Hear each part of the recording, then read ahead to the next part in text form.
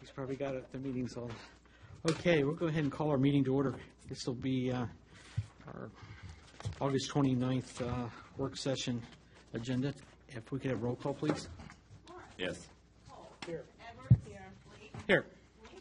Here. Casanello. Present. Here. All right, great. I think we're going to see if we can go through this and make some sense of it to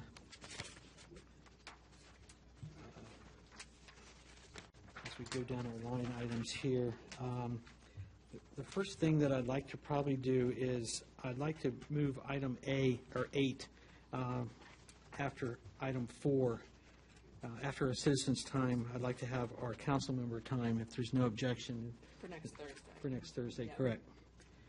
This will give us a chance to speak to the audience and not answer questions, but answer concerns that might happen. I understand there might be some citizens' input about the food pantry that will be coming up, and this will give us a time to at least have from the dais that kind of a response. Not get into a debate.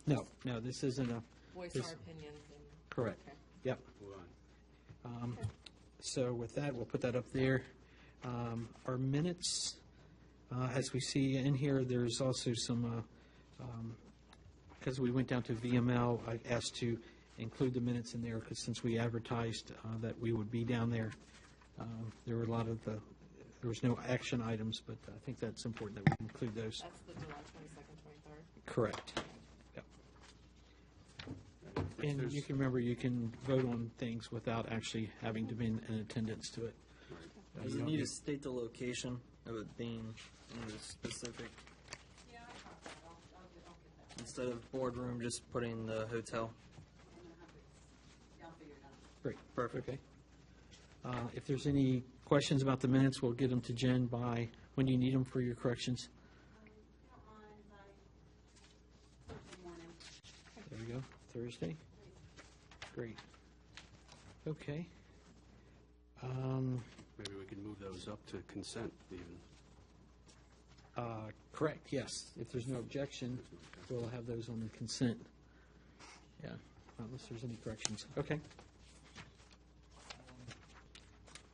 For this evening, for giving reports, actually, is Marchant here? He just pulled in the parking lot. He hasn't. Okay, great. No, he's here He meeting. came in the building already? Yeah, He's meeting with the chief. okay. Because I know that there's some guests in our audience that I thought we could be able to get out. Maybe Miss Holly, would you like to start? Yes,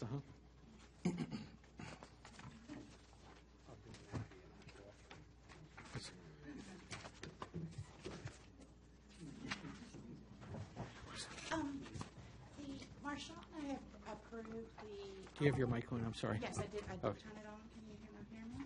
Yeah. Can you hear me? Test 1, 2, test. Test. Test. Can you hear me? Yours is not. Just bring it a little closer, perhaps. Yeah. How about? Oh, There we go. Okay. At one time, I was told not to lean in. The Haymarket Baptist Church has been processing a revision to their site plan where they gained approval for a full-blown site plan to do paving and curb and gutter and underwater stormwater management facilities. Well, they came back and said, okay, that's a little bit too grandiose for us right now. And what they wanted to do is to basically just pave and do the landscaping per the approved waivers that they already had. We have coordinated, Marchant and I have reviewed the plans, and we have given our approvals, a recommendation for approval letters as of this morning. So the question I kind of wanted to bring to the council, and especially to Connor, or Councilman Leake, I'm so sorry, is there any way that the council wants to consider speeding up the process of being able to do approvals for this project? Because normally what it would have to do, the normal process is to go to Planning Commission 1 month, and then the following month go to the Town Council for approvals.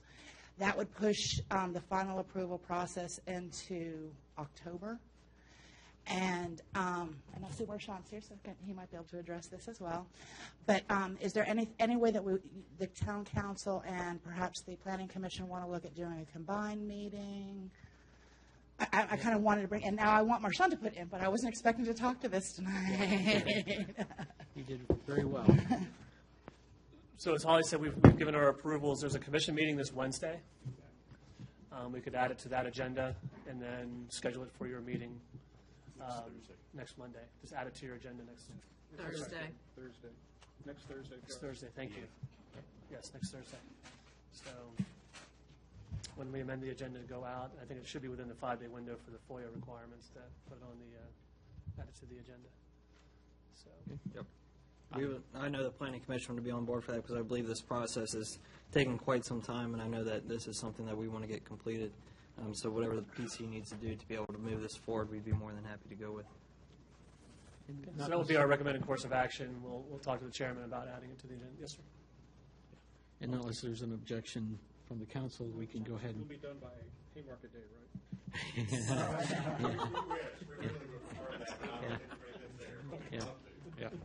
yeah. No reason why we can't put this. No reason you couldn't do that. Now, if you do hit a snag and the planning commission notes something that does need to be addressed, then you might want to schedule a second PC meeting, maybe jointly with you all on the 8th, to address that to see if the concerns have been addressed. But, and if it can't be addressed by then, there's always the option of a special meeting. So they could do a continuation meeting. Certainly. Yeah, okay. Okay. Okay. Just one question, sir. Has anything been brought to the PC before? Oh, yeah, this is 10 years in the making. Literally, I think 10 years, Greg. So we That's a think- lot. The whole site plan's been approved, right? It's But we- just the, There was a site plan that was approved, expanded the sanctuary, added to the school, did some other, plus the parking lot. They've since retracted that significantly just to the parking lot improvements. But on its face, it sounds like a simple process, but we're having to tie into that existing stormwater that we brought off the streetscape. So there's some other moving parts that we need to do. Has there been any concern from the PC that has not been addressed? PC hasn't seen it yet. The last time it came through, they had recommended approval. It seemed more technical and ministerial in nature, but we'll get their comments on Wednesday. Would this in any way affect our stormwater drainage for the Harover property? No, sir. If nothing else, they'll be completing the system. Right now, if you've gone out there, there's some significant changes in grade where the inlets and the rises are. So having that complete, I think, will only help us. So getting some of that vegetation in there. There's required perimeter landscaping. That'll help with some of the sheet flow that comes off of our property. So It will also be helping at the stormwater outfall where currently there's some water draining that has no place to go, and they will be closing up that access because it's become a little bit of a mosquito breeding ground, which is bothering the neighbors. So it actually will be beneficial not just to the church but to the neighbors as well. It has no impact to the Harover property whatsoever. All right. I think that some of the church members would like to maybe say a couple words or so. I don't want to put you on the spot, but feel free to come up to the mic and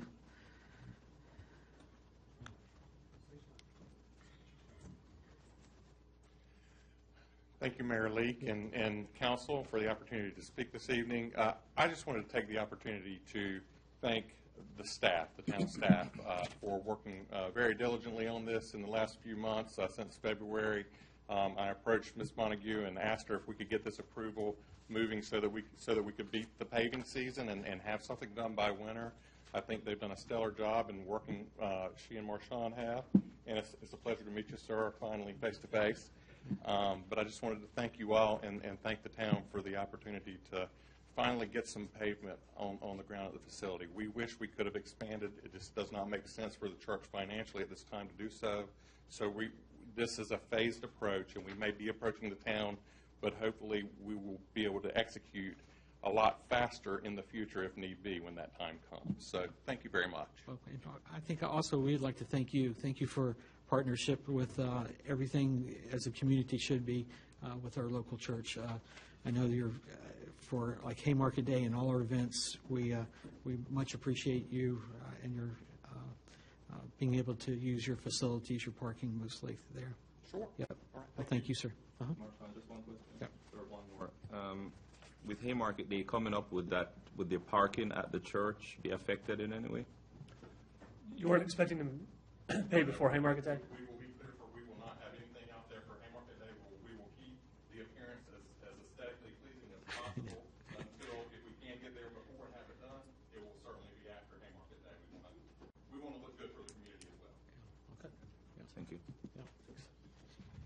right. If we continue, Holly? Did you want me to roll into my engineer's report? Sure, since you're here. Absolutely. Yeah. Roll away, Holly. I believe it's on page 24 of your packet.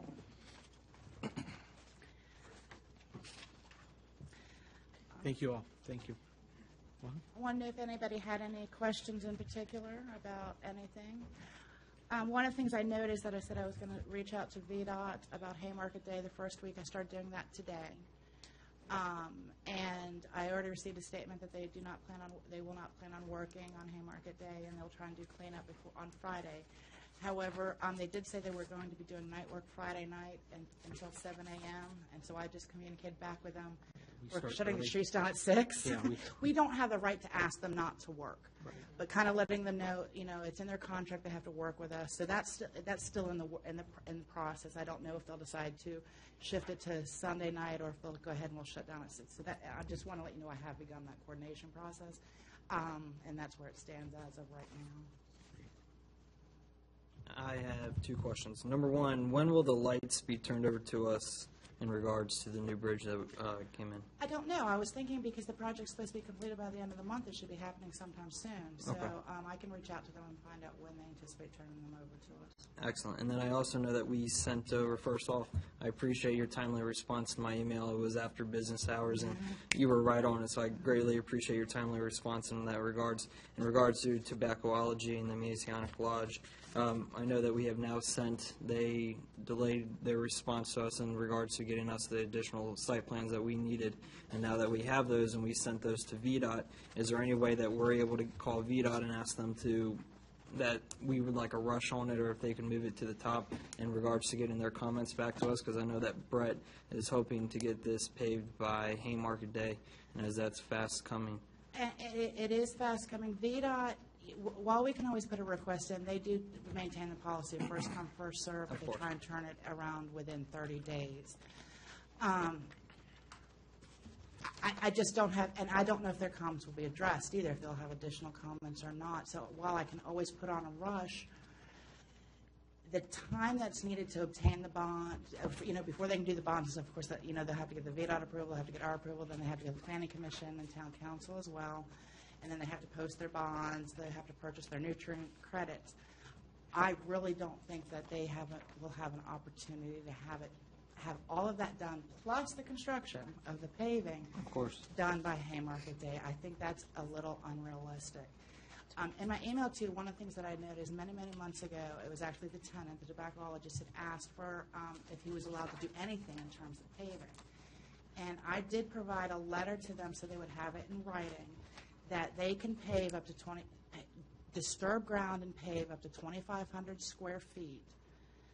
And you do not have to have a site plan approval, you don't have to have a grading permit, you don't have to have a erosion sediment control plan. Basically, you can go out and do it up to that 25, that magic number.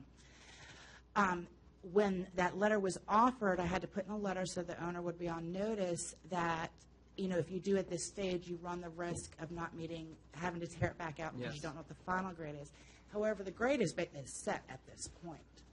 And if they want to do something paved, they can go and say, okay, well, this is how much I want to pave so that I'm not going to have to rip back out so long as it's not, the limits of disturbance, which is outside the paved area as well. But the limits of disturbance are not 2,500 square feet, and then they can just add on after that. That's my recommendation if they want to have something done by Haymarket Day, because they don't have to go through all the approvals, the bonds, the nutrient credits. I would recommend they go that method and then add on once they get their approvals. Excellent. All I ask is that we can, whatever we have to do on our part to be able to make sure we're doing our due diligence with it, and make sure we're going through a thorough process. But at the same time, I always like to get the ball back in their court as fast as possible, because I don't want them waiting on us. I'd rather be waiting on them. And as we were with the additional site plans for VDOT, we were waiting over almost 2 weeks for them to get those back to us. But my big concern is making sure that we're giving them the Nordstrom service on our end, and being able to get it back to them as fast as possible. So I know growing up, my mom always said it doesn't hurt to ask. So if we could just reach out to VDOT and ask, and as soon as they get it back to us, awesome. And that way we can put the ball back in their court and make sure that they're meeting all those comments and they're doing all the bonds, but at least the ball is in their court at that part. Yes, and I'm more than happy to reach out to VDOT. That's not a problem. I greatly appreciate it. Thank you. Your mom said that? It doesn't hurt to ask. I have a comment here, sir, and it probably affects the engineer and the planner. When I look here at the planner's record, and I think I made a note of this last council meeting, if we could have not just the planner, the engineer, but also the building official give us a running list of all the outstanding issues that we have. Just so that we can, month by month, we can look at this plan just to see what may be outstanding, because there are things that may slip our minds. So as we look here on the town planner's, his running list, everything that's on this list is not yet closed out. But I don't know about the rest of the council, but for me, I don't know which ones for the engineer and also for the building official that's still outstanding. So I don't know if we could do better with keeping track of all these items and maybe have a running list. And one of the things about that list in terms of the building official, since those plans are processed completely separate from us, even, as staff, it's a separate entity, it's hard for us to know what the status is of his building plans. He also does, and I'm not sure if your request is for all things that the building official is doing or just building plans. Those are two different, he kind of does different things. He does separate inspections just than building plans and separate work for the town. I am not aware of him having it, just to let you know, I'm not aware of him having any outstanding building plans out for review. Yeah, but for the planner, how is, what action items do you have on your desk that's different from the town planner's running list that's here? Am I making myself clear? Are you saying that you would like a spreadsheet to say? Yeah, it's just like, a running spreadsheet just for the engineer to say what are the outstanding issues. There may be no action in a particular item. Maybe we're waiting on the customer. Well, like years ago, there used to be a huge chalkboard at the back. Right. And everything was listed on there, and whoever was working on it. There's a number of other projects both Holly and I are working on. They're not necessarily accounted for in the site plan update. That's what you're asking for. Yes. So I'm working on the site plan. I'm working on the zoning ordinance update. We're doing the strategic plan. I just forgot the name of the title of the economic strategic plan that we're working on. Okay, but like There's all those other tasks. even for your report, where does the council see that you're 30% complete with working on those On site these? plan, Okay. those outstanding items? Well, what we have done, if you look at the first page where it says, let's say sheets, final site plan, Yes. where it says received plans, that was the date of the last plan submission we received. The status is that the engineer and planner have returned comments. Okay. So are these And then- both of you? Yes, She's Yes. engineer, I'm planner. Yeah, but what I mean is this report reflects both departments. yes. And then down at the bottom, I also tried to put in the note, last month I had notes in there that we'd sent comments to everybody. This time I put in the notes that who was received comments from, and I've passed those along to the applicant. So that's how I've been trying to update and let you know. A lot of these projects are on hold. You can see, like, for the next one, Haymarket Village Square, I don't even know when we received plans. It was so long ago. We returned first submission comments, and then it was never resubmitted to us. So, and then down in the notes, it says, waiting for the applicant to resubmit, project on hold. So I don't know if you're just asking for a different format? No, I'm just or- asking for anything that's outstanding. And the thing that triggered it is the utility pole at Giuseppe's. Yeah, they were out there fixing it today. Yeah, but it's not on the list. So that's something that could slip our minds as to say, hey, this is something that, hey, it's still on the list to be fixed. If I may, I think what he's talking about is more of a work plan. So you can, gauge and measure progress, essentially. What are all the projects out there? Who's working on it? Who's accountable? What stage in the process are they, depending on what the process is? Yes. More like a work plan, so it's Yes. being measured and monitored. Exactly. And it doesn't slip our minds because there are times when we come across a project that's it's been lying for a while. So I you're don't not know if talk- it's So this is just site plan. This is, Yes, I'm this talking- update I'm is talking. just site plan. So you want something to know comprehensively what me, Marchant, me, and the building, all of the different, even the little sub-projects that we're working on It would and fall under stuff. other. Well, the ARB has an action items, isn't that they have a running spreadsheet of all the tasks. That are like a still to-do list. ongoing. Yeah, Basically like a to-do list. Yeah. You know, you might running not get it action done. items, some are, no action. Or, And here's another example of that. We've talked many times about the crosswalks that need to be repaired. So that's still on the list. Right, which list? The one that you're talking about. Yes, but I want, that's what I'm asking, where is that list?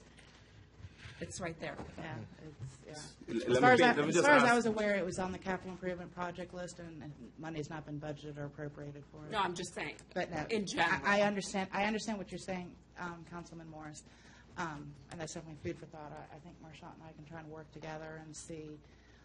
I don't know how detailed or long. I mean, it's going to be a long list.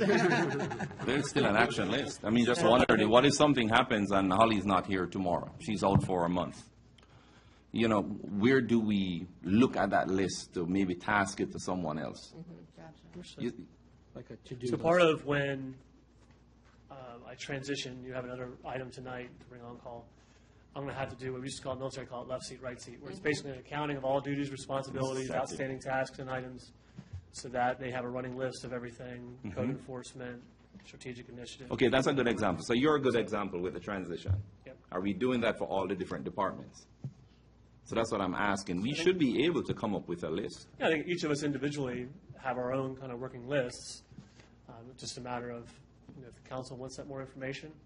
The only challenge is it requires time to populate that. Right. So I think it's just this kind of a simple form where it gives you a general accounting, and you can ask questions as you need to, but you can at least see enough to ask a question, what does this mean, or what does that task, what's the status? Yeah, it's a little bit of an effort on the front end, but once you have it established, then it should be easy to maintain And that and allows add us to or detract. track it as well. So. Well, I'll ask the mayor, how did that work out with? I was going to say, perhaps we can build on what something that's already in play, and that's what is, that every week I ask all the staff to come up a week in review. Just a bullet point, nothing to spend a lot of time on, just the items that they were working on this week. So perhaps we could build on that and just have those outstanding items, like the poll at Giuseppe's and the different items that we can think of that is happening in the town that's on somebody's to-do list, and maybe recapping that or building on that and including that in the packet. That would be an easy cut and paste and just include it and print it. And again, it may not necessarily be 3 lists. It could be one, general one, that says, hey, it's in the planner's hands, or it's in Holly's hands. Well, you know? this also shows the responsibility. This shows what Holly's working on, what Jennifer's working on. Sherry's working on this, and so by that we can. It's kind of like what Brian did when he was leaving. He did that transition plan. It was a different format, but at least you knew who was taking over the duties of that after he left. And what the stage of the progress is. Right. Right. Yeah. I believe that's something that we can work on. I do request that you not require it by next Thursday. That's right. Maybe next month, but not next Thursday. No, I think it would be fair not to request it by next Thursday. But I think it's needed. It's needed for us to be more effective, because I'll tell you the two other areas, I mean, the poll, I saw them out today, and I'm like, man, it's been, 2 months since that accident? Wow. And then they said they were going to replace it in 7 days. Yeah, I don't But think. who has been following up with? Yeah, I right. followed Yeah. up on that, but it was a while ago that I It think was- you'd asked Marchant a question, and I'd reached out to them, and the person was on vacation that week, and it was supposed to be done the following week. A process. Right. One thing I noticed too is we have this line item, Holly, that's maybe creating some confusion. We have the building official status in our table. Maybe taking him off of that. What page are you? Yeah. Page 26, Oh. in our site plan update, we have a line item for building official, but he has not yet populated that item, so maybe it makes sense to take him off this particular list. Yeah. The only time he would review something is after the plans are approved and he's going to construction. So. Can I ask our interim town manager, might as well throw you right in, Chair. Yeah. Have you seen anything like this at other places you've worked at? Yeah, certainly. I've seen ongoing work lists and different titles of whatever you might want to call it. But it usually it's usually generated by each department, much akin to what the mayor was describing. He's having the staff members do each week.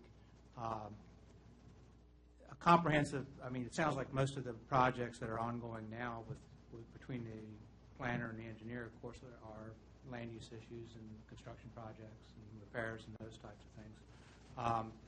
We don't have a public works department, but I don't know if you want to include that kind of thing or not. But I understand, yeah, and it's not uncommon. It does require some coordination. I mean, to set it up, and then, as Marchand touched on, it requires some time to keep it current. But I think it's a reasonable request.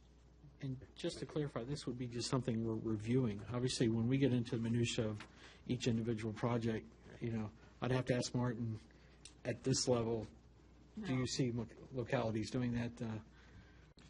No, not typically. I mean, obviously, there's issues that come up from time to time that raise particular eyebrows, but, I think it's important. And I think it builds into your strategic planning to understand the minutia, but you do need to get up to that strategic level to do the kind of planning that only this body can do. Well, the other thing, too, maybe it's just for us, so when citizens ask us a question, we know where the stuff stands. Yeah.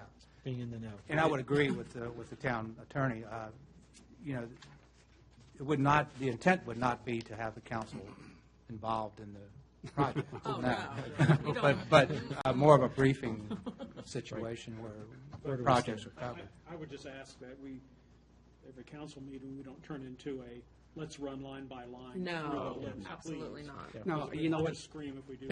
It's a dual purpose, right? It's informational for us, and it's a tracking tool mechanism for So the staff. things don't get lost in the process. No, that's fine, I understand that. It's just the temptation is The scanning the whole thing, and then it's like, why haven't you called this person yet? And I don't want to do that.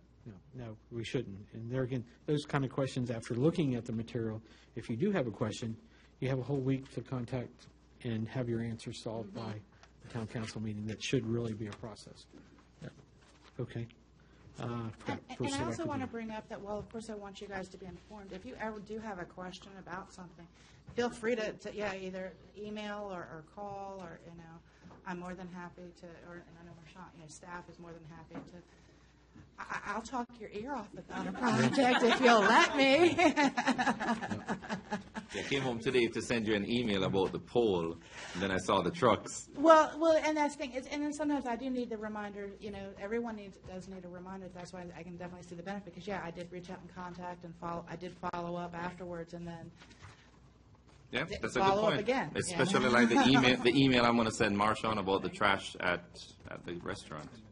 It's very similar. Were there any other questions about the engineer's report?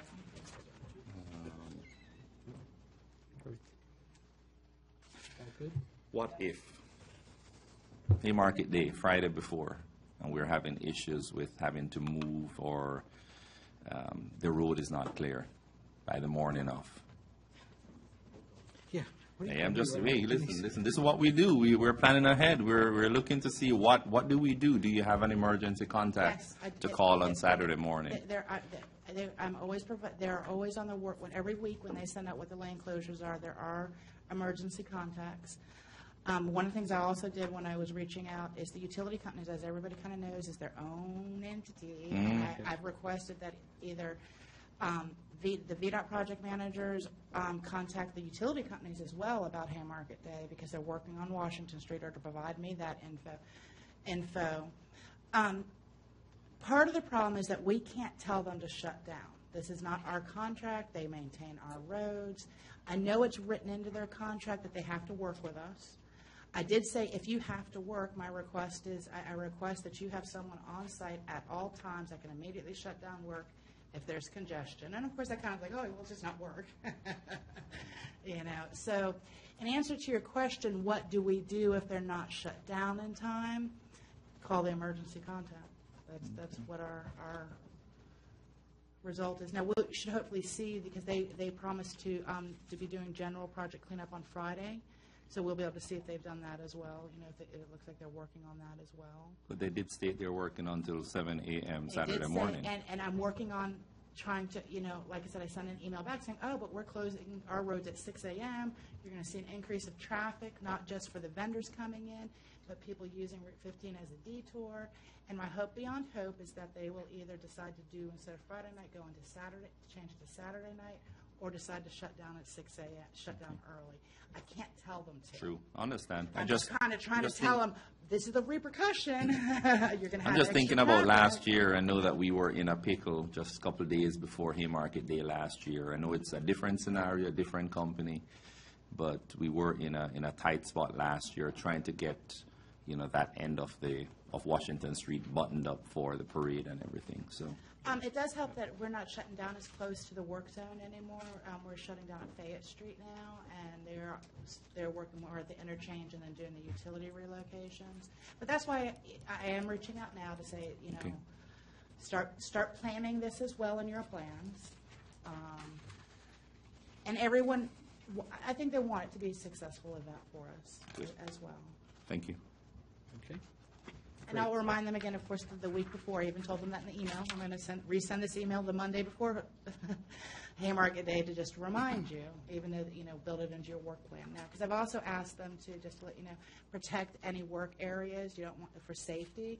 But I also asked them if they could remove construction equipment, because you don't want it to be an attractive nuisance where people are walking along the street and say, oh, wouldn't it be fun to climb on that backhoe? I can't force them to again, but I'm kind of putting them on notice. These are the concerns that I have. Can you please start thinking about them and addressing them now? Okay. Any other questions for Holly on her report? Seeing none? Great. We'll go ahead and, with no objection, move this to a consent item for our council meeting. In light of that, if I have no other agenda items, if we have the Haymarket Baptist Church, I will definitely come for approval. But if that is not on the agenda, do you need me to come next week? I don't see a reason. Only if you have that list that we're on. Yeah. Yeah. And don't get me wrong, Yeah. I am more than happy to come at any time. Yeah, I just, understand. but Yeah, if I have nothing to contribute, Yeah, I don't see a need. Yep. no, thank you. Oh, great. Okay, well, thank you. We're going to go back up to our beginning, our treasurer's report. Ms. Wilson.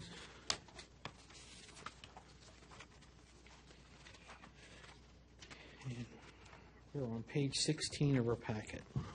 Good evening. Even, ma'am. The only other change I have from my report tonight is the auditors moved their date back to start on Wednesday instead of tomorrow. So Okay. they will be here Wednesday and Thursday this week to work on our audit. Councilman Morris, you beat me to it. I was going to let you know that I did speak with the building official about how you would like to see his report, and I was going to let you know that he said he would try to start that format next month. Okay, thank you.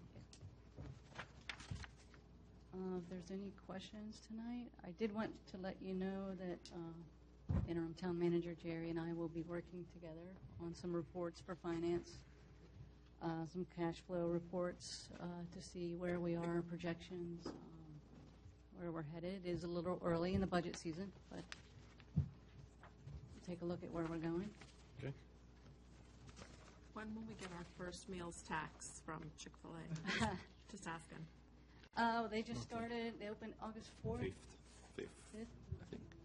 Yeah, so August will be due by September 20th, Okay. so we won't get That was my anything. question that was here. I would like to see the comparison between those two elements, between McDonald's and Chick-fil-A, just to, it's something you can do on the side, just to compare and to see where we fell off and where we are. I think we might be in I'm not sure how much of that is actually public information. Yeah. It's not. It's not. It's not. You're going to have to go one-on-one with Sherry then. And I would question It the can't be. validity of a single data point. Right. Yeah. I'll go one-on-one with Cherry. I just Get asked it. a simple question when we're getting the. Yeah. I think, but good news, we did get the first payment for cookies and cream, I understand. We did. Yeah, great. Awesome. Yeah. Also, Mayor, to reach out to you on the Columbia Gas, when Oh, yes, right. Columbia Gas had to tear up our brick sidewalk in front of the, Cupcake Heaven? Yes. no, That's another one. Just let her speak. that was a different one. Yeah. It was a Foster's one, right? It's All co- it's- along down there. Well, we've got new, but yeah, back So to the Fosters, I They think had it's to more come in and correctly. repair a line, they tore it up, and we had to fix it. So I have reached out to Columbia Gas. They dropped the ball with their claims department, so they are Working on the claim. working on the claim Great. to get Now our we money have back. probably 2 new claims because they've now disturbed McDonald's and on the other side of the street as well. And I think it's the gas as well. Yeah, so that needs to go in somebody's action item to monitor and look at. They just did that within the last week. Okay.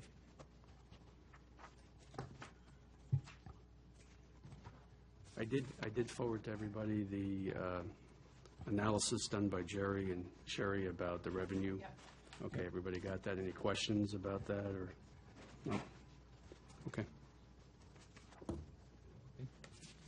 Hopefully, your October meeting will have the audit report available.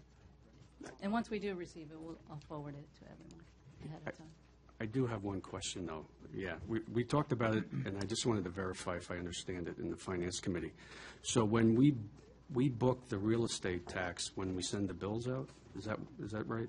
That's correct. It'll show, So then because that- we're okay. in accrual mode. It will appear as if the whole Right. budget. And when are we going to do that? Generally, the last week or in September, or first week in October, we'll Okay. get those out. So that'll be revenue stream that'll be more positive to the budget. Okay, thank you.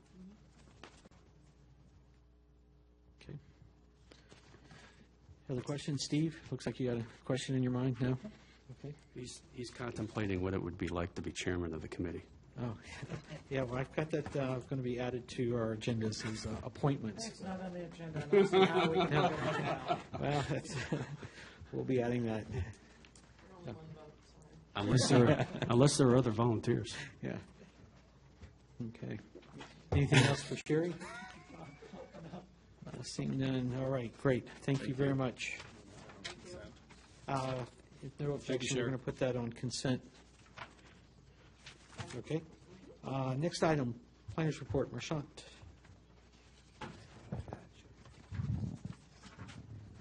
And we're on page 25 of our packet. Excuse me, not 25, it does say 25, but As I mentioned earlier, I'll be doing a comprehensive task list with the group that we'll be hopefully transitioning with soon. Other than that, I'd be happy to answer any questions. When is the traffic flow for the second ice rink? They're going to run both rinks at the same time, correct? Yes, sir. So are we expecting double the traffic or more? There is an increase in traffic. When it came through the site planning process, there was some, because the other concern was parking. It will increase the trips. They'll run them both at the same time, but given the limited amount of people at the ice on any given time, it was just part of the discussion. They didn't feel it'd be overwhelming. There's going to be some peak times when people are coming in and out. Right. How late will they be running both of those? That I don't know. The rink right now runs pretty late. They have a lot of team stuff late at night. How late is late at night? yeah. They'll go into the early morning hours, but typically it's team practice, so it's limited to however large the team is. And the adult leagues are like 11 o'clock at night are the games. Yeah. Start. I'm a little concerned about the intersection there. Late at night is not so bad, but now it's starting to back up further, and people wrestling to get in and out, and so. The challenge around right now is all that equipment's back there. And also, people try to plug closest to the door. They're like water. They want to be closest to the door. The new building actually reorients the entrance to the east side and better utilizes their parking. But they're also going to have the 2 exits. They'll have the exit between Piedmont Tire and Auto and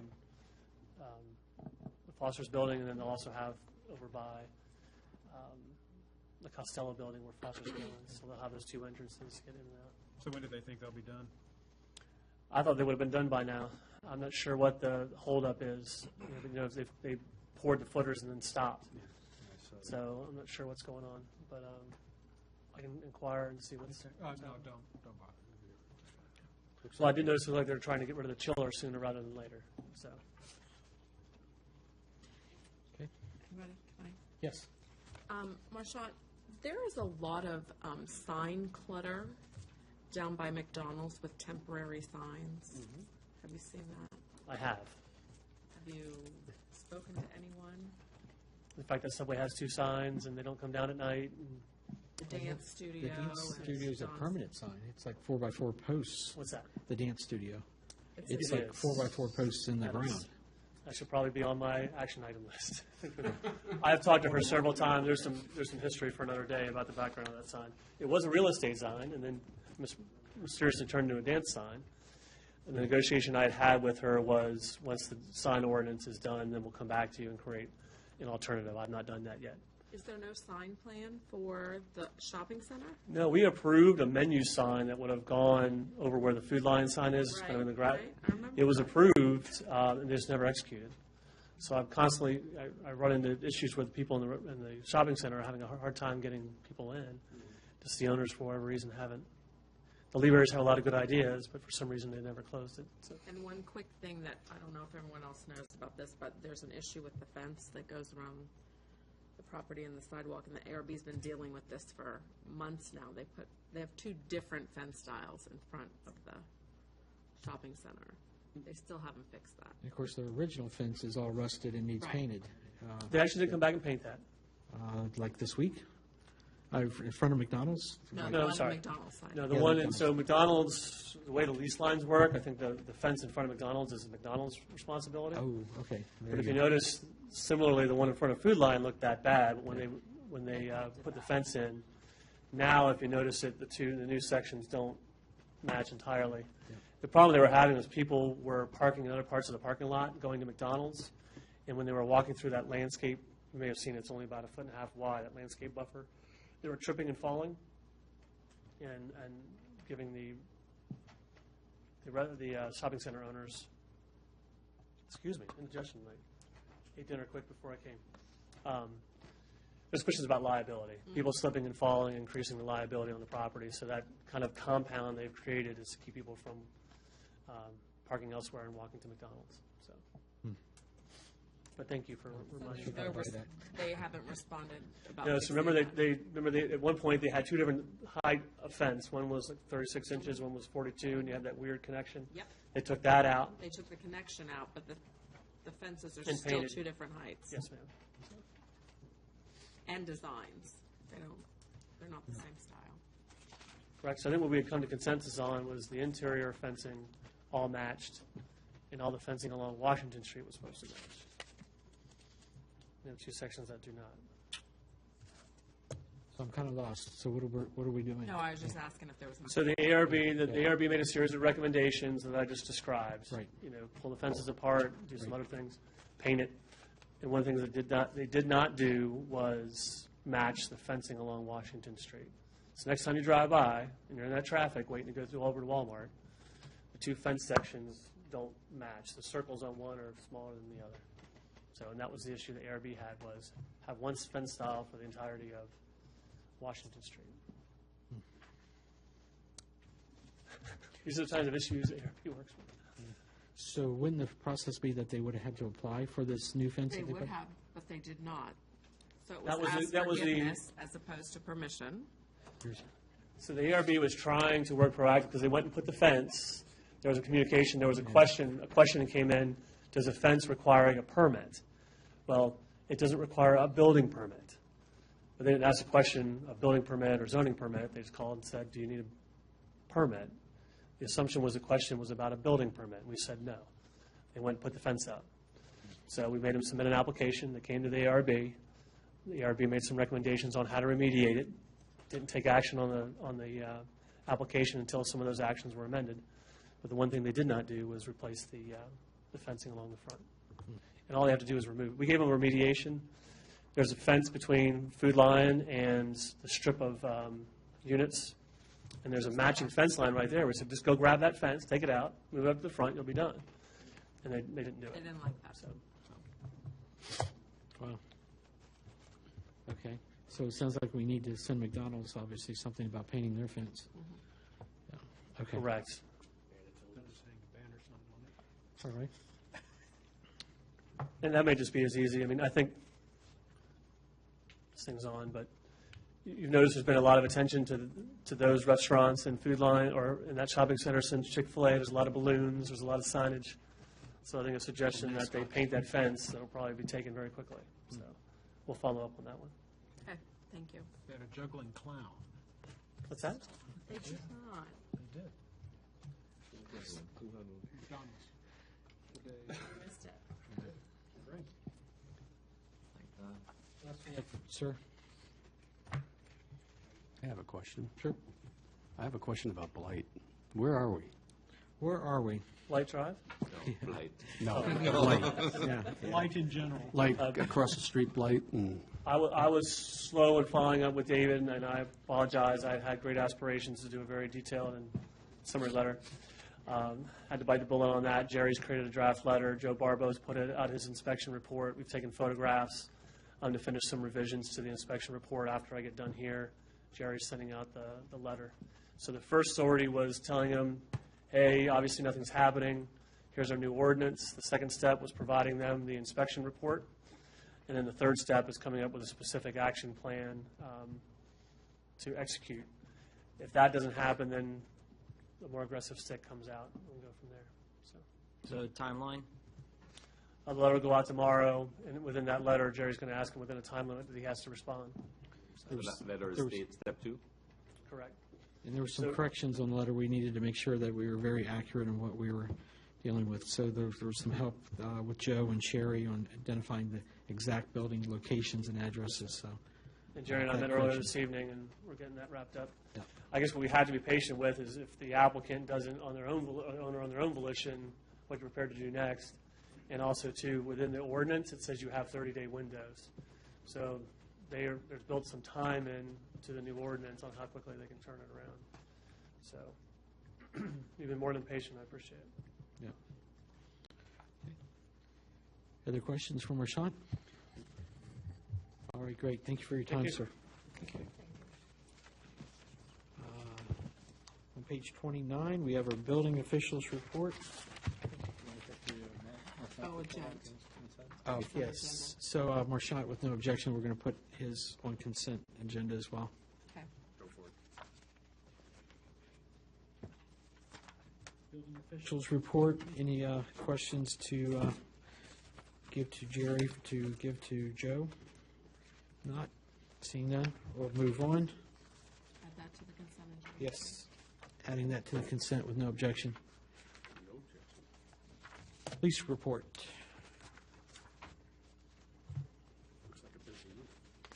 And we are on page 30.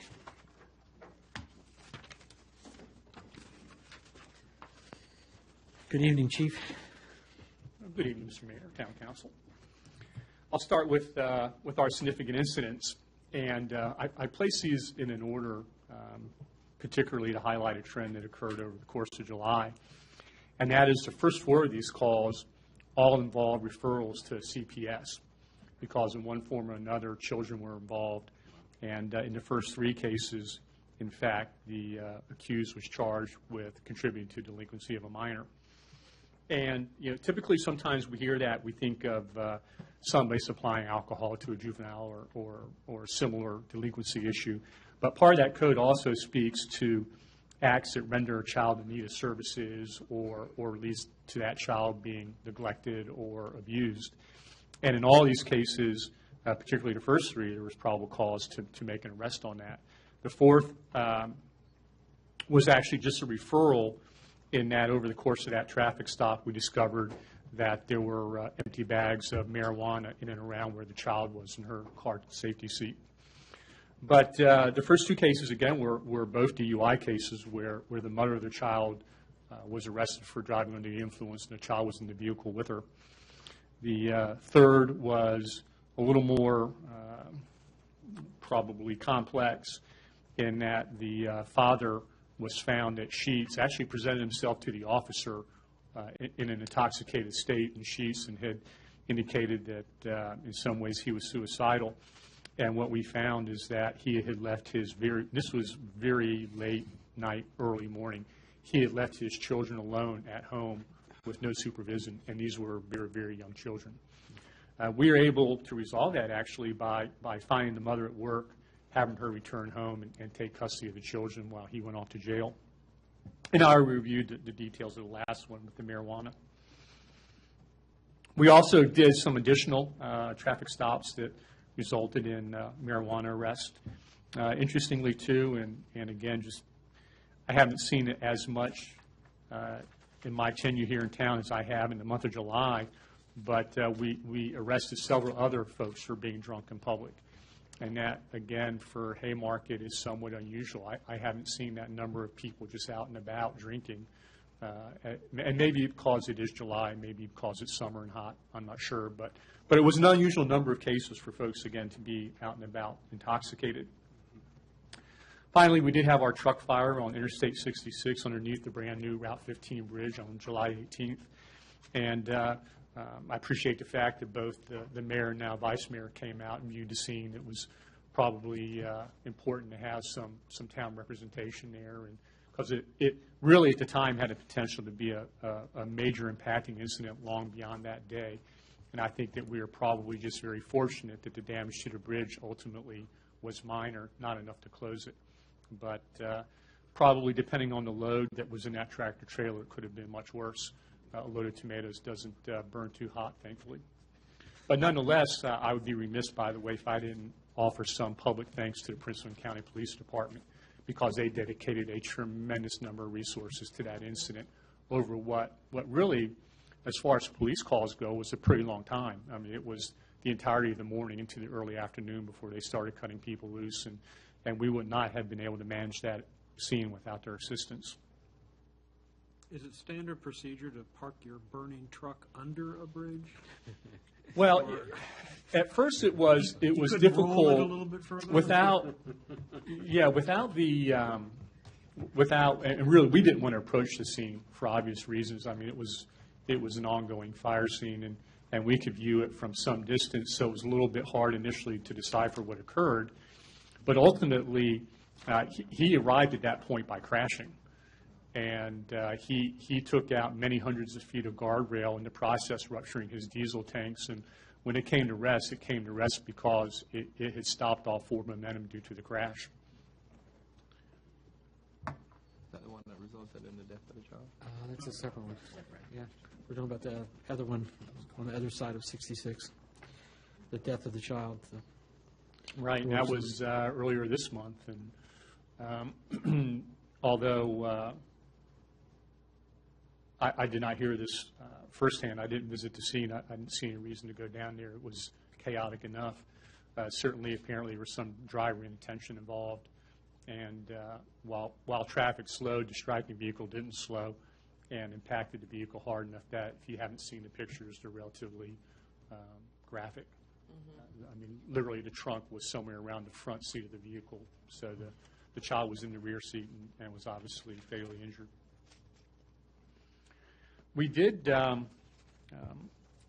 follow still, I think, a decent trend in terms of car crashes year to date, and we had another 3 crashes in July, and so we're still trending relatively below our high points back in 2013 and about where we were last year, which, again, I would suggest with the amount of construction and continuing congestion in town, that's not so bad.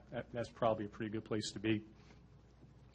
Interestingly, and I'm not sure why, the number of summons that we issued during the month of July dropped relatively dramatically compared to where we've been in previous months. And it could be something as simple as it was so hot, it's a little bit difficult to encourage officers to get out of the car, out of the AC. And I have firsthand knowledge in that heat wave. It takes about 2 minutes to ruin your day when you're wearing body armor. But I don't know. I'll keep an eye on it. Of course, we want traffic enforcement because there's a nexus between that and making our roads safer. And so if we're not doing traffic enforcement, I'm not sure we're meeting that mission. As we always do, I look at what summons were written. And again, when we are writing, particularly speed enforcement, we're doing it right where we want to be. Still very few summons written out on I-66 and our other highway. The vast majority of summons still are being written here in town, which is what we want. Good. Finally, just some current initiatives. As we all know, planning continues for Haymarket Day, and we currently have commitments from the Virginia State Police and the Prince William County Sheriff's Office for manpower. We have been in communication with the Prince William County Police Department. They understand what our requests are and are working towards filling that request. And as we did last year, the expectation is that over the course of the morning, they're going to supply 6 officers at their cost. And as we transition into the period after the parade, we will have still 6 officers from that agency, but we are going to pay for them. And I know Holly had talked about this a little bit, but I will do the same thing in that in the public safety realm, I have my contacts with VDOT also, and I will reach out to them prior to make sure that they remember that the 17th is Haymarket Day, and that they can keep the roads clear and sort of, again, as Holly was suggesting, move equipment to areas that are less visible and again, from a work perspective, try to keep the roads open. I'll make that call also. A couple of other current initiatives that I didn't have time to put into the report, some just recently occurred, but we did finish up over the course of the summer our Click It or Ticket initiative, and that's a statewide initiative. And I'm happy to say that we won 2 awards for that. The first was that we had the highest seatbelt use, and the second was that we actually also had the most improved seatbelt use. And we do a survey before the campaign and after the campaign, and we had the most dramatic increase of any of the submitting agencies. And that is in itself a good thing. 2 other things. We had, I think, a very rare opportunity to get one of our officers certified as a commercial vehicle inspector. And I'm proud to say that he passed what is a very difficult, demanding academic class. It's not easy, but he is now certified, and he's in the process of field training with agencies, most notably Prince William County. And once he is released by them, then we can start looking at some of the safety issues vis-a-vis trucks that are transiting both our neighborhoods and Route 15. I have had that certification for many years in my previous job, and so I can cast a critical eye on the truck traffic that is moving through this town, most notably up and down Washington Street, and I'm here to tell you that we can keep him busy. We can keep him busy. And in the process, we can take unsafe trucks off the road. The fines for those are a lot more than regular vehicles, passenger vehicles, right? I mean, for like overweight? Most notably for weight enforcement, which he is not certified to do that. But typically, when you inspect a motor carrier, there's 2 quality of violations, those that are just equipment violations, but those that meet the out-of-service criteria. And generally speaking, you don't issue summons for the equipment violations, but if you do take the vehicle out of service, then you issue a summons. But those are typical summons that are not any greater magnitude than you would in any other traffic stop. Does he inspect for hours of service as well? He can. Yeah. He can. I would tell you that there is an art and a science to that. Of course there is. And the code is somewhat, in fact, probably almost completely restrictive in terms of what a local law enforcement officer can enforce. And typically what happens in this jurisdiction is that even if it's a Prince William County motor carrier officer, if they want to have a logbook inspected or if they want to enforce a violation, they will call the Virginia State Police, who have clear statutory authority to do that. And by the way, that's an art. Those are very, very complicated rules. And when you go to school, you learn them and you're probably proficient in them, but they atrophy away very quickly if you're not doing it all the time. Finally, we've talked about this issue many times over, and maybe this is some good news. But I contacted Dodge directly, reference our cruisers, and I've been unhappy with why they're breaking down. I've been unhappy with one of the dealerships that we've used, and I'm happy to say that Dodge directly is refunding us almost $1,900 for some of the repair costs. And in fact, we received a check today, and they negotiated a pending settlement with one of the dealerships that we were unhappy with, and they're working on presenting us a partial refund also. Wow.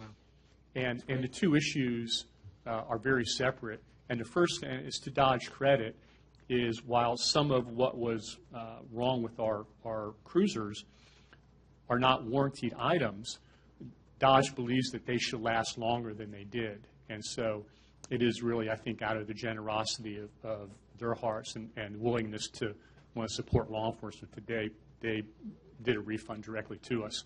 And the other, with the one particular dealership, is that the hours, the man hours they are charging us for service items were not in alignment with what should be charged. And really it was Dodge themselves who said, you need to look at this, and went about talking to the dealership directly. And they actually agreed, and so, again, we're looking for a partial refund from them. So, Did you say they're sending us another vehicle too? I wish. Actually, I'm not so sure I do wish that. Okay. Beyond that, if anybody has any questions. Yep. Round the dice here. I just have two, sir. Okay. Chief, concerning the intoxication and all the reports and the arrests that are being made, are these individuals are passing through town, correct? They are not necessarily being intoxicated in town and then leaving. All three of the offenses I would describe as being drunk in public were folks who were not passing through town. They were just hanging out in town. And of course, the gentleman who left his children at home, he was a town resident. Others, as an example, a gentleman was at Sheetz, and he was waiting to be picked up for some work, and he was never picked up, so his solution was to go next door to Food Line and buy a six-pack of beer and sit on the curb and drink it all. Those are the kinds of things that you see. Thank you. My second question, sir, is concerning the speed enforcement with 25 so far for the year being on the highway. I remember some time ago hearing that state trooper had an issue with our local police being on the highway. Is there any truth to that? Not that I have ever heard. Okay. It's probably worth remembering, though, that the way the Virginia State Police has structured its manpower deployment on the interstates in Prince William County has changed dramatically. And it used to be that troopers were assigned to Prince William, and they tended to bounce between Interstate 66 and 95, depending on whatever rotation or schedule they work. My understanding now, though, is that they have segregated them to either you're an I-95 trooper or you're an I-66 trooper. More relevant to us are those who are on Interstate 66, and that they deploy from the Braddock Road station. And so with a limited base of experience, I still am somewhat struck by how few troopers I see on Interstate 66. And if I'm to understand what's occurring is that they tend to be down on the eastern portions of the interstate more so than out here. Now, there are a couple that we do see frequently, but it seems like most of the manpower is actually on the eastern stretches of Interstate 66. And so if that was a criticism, I think it's probably come and gone only because there aren't that many out here anymore. Okay. All right. Thank you. Do you think that would be due to the fact that the speed limit is much higher out this way, being 65 and then past us is 70?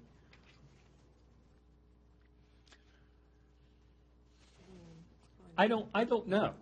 I can only speculate from, if I was in that position, what would be important to me. And the two key factors for me would be where are my high crash locations and where's the vast majority of my traffic congestion. And that is east.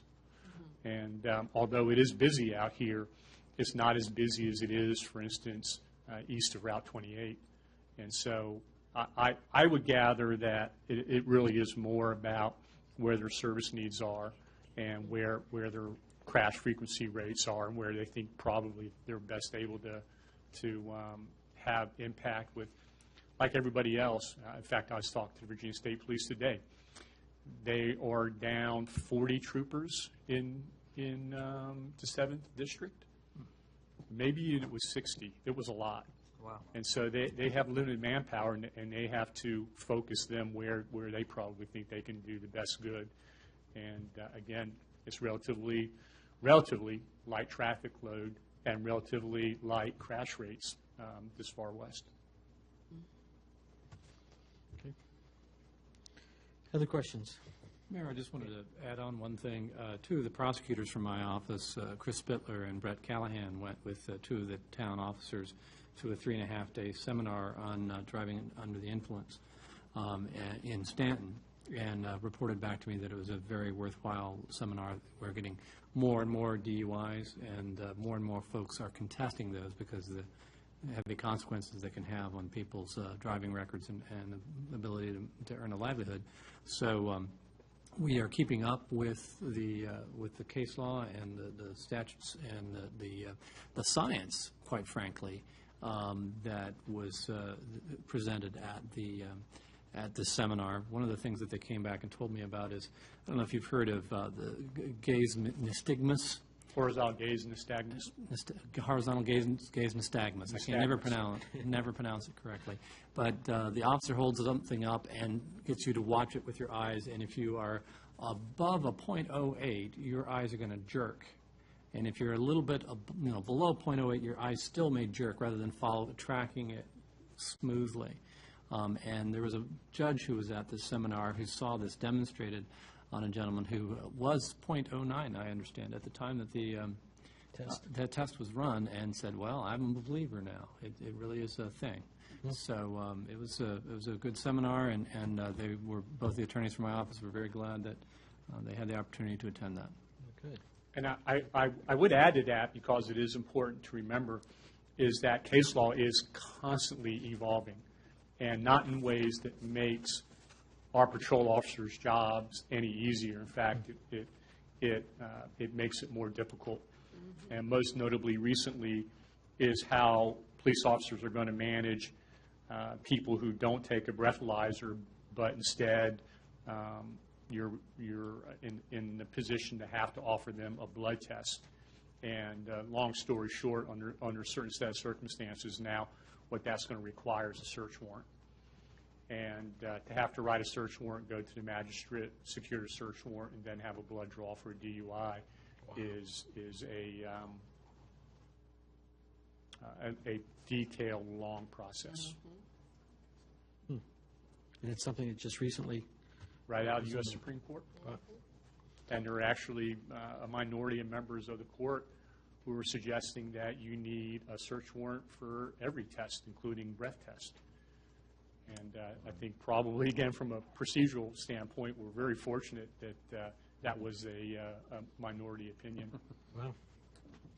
Yeah, okay. I would just like to say what a great event the National Night Out was. That's right. It was good. A lot of people came out. Well attended. It was very well attended, and I think your department did a great job. Thank you. Yes. Yeah. That's kind of cheating, because that was in August. This is about July. But I know, but we'll cheat on right that there. one. It was We'll right cheat there. on that one. We will. It was right there. I will. And I'll talk about it again. I think we were one of the highest attended in the county. That's what I heard from the feedback I got from Chief Bernard was exactly that. Yeah. And Prince William County had a couple of fantastic teams out and about touring the county with McGruff, and when they came here to Haymarket, they were very impressed. Yep. Yes, it was a good event. Yeah. Good. Okay. No further questions? All right. Thank you, sir. Chief. Thank you.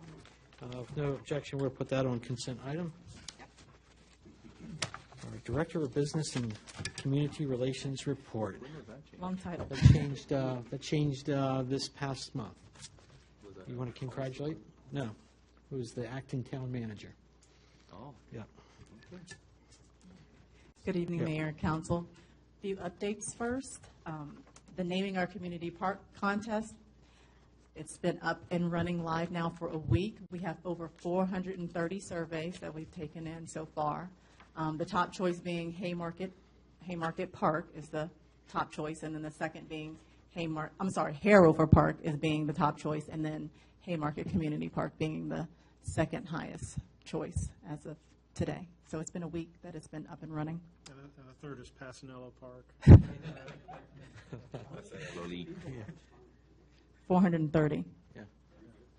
And there's a way of tracking, are they all over? I mean, this is like just a, We're using SurveyMonkey, right? and we can sign in here and sign on to the website and see how many people have participated in it. And for those who pick other, we can see exactly what that other name is. Okay. And it's closed. It's voting closed? No, it's not closed yet. How many Voting can you vote? closes after Haymarket Day, that Monday, the Monday after Haymarket Day, because we're going to allow spectators at Haymarket Day to vote as well. We'll have an iPad or Kindle available so they can electronically vote here at our town information booth. He asked, how many times can you vote? Of course, Chris. Is there any way to control someone from voting twice?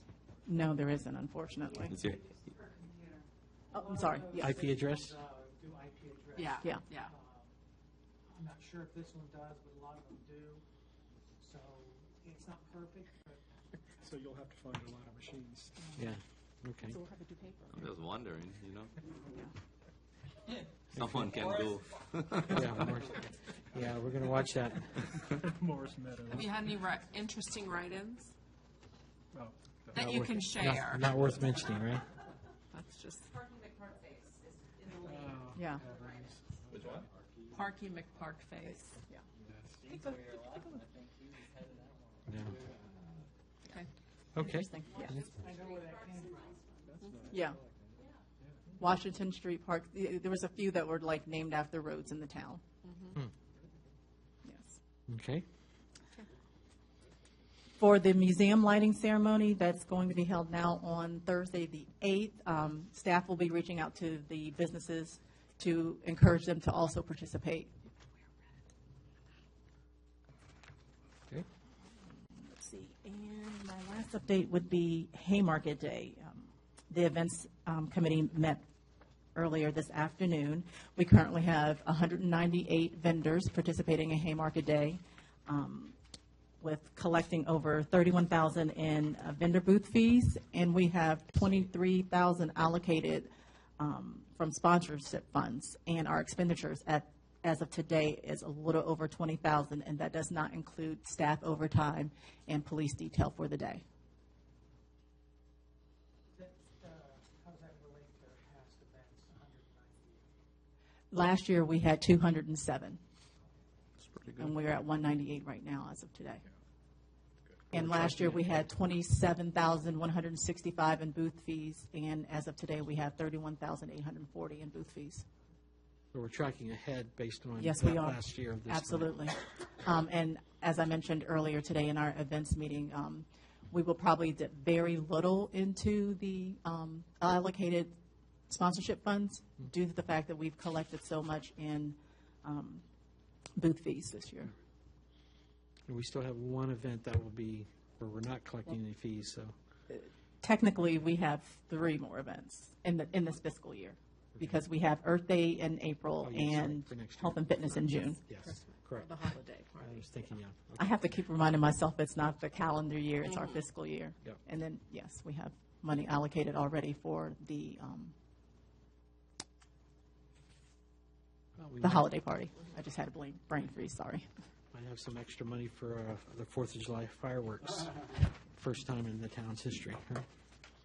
Does council have any questions for me? Questions? Did everyone sign up for Haymarket Day yet? I have people who said, put me wherever you want me, so there's going to be a lot of surprised people as of next week. And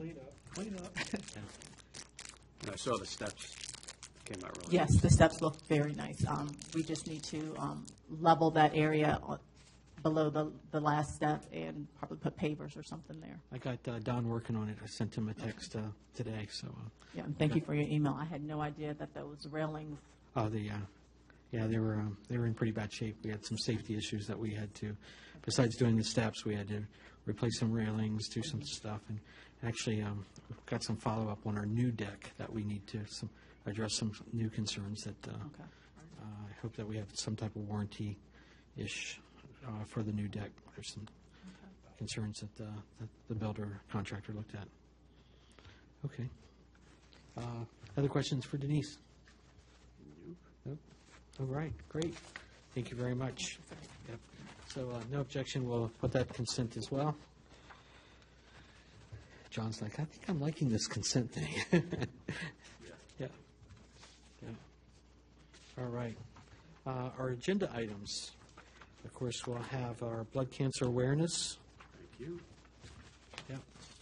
I see we got our proclamation. Absolutely.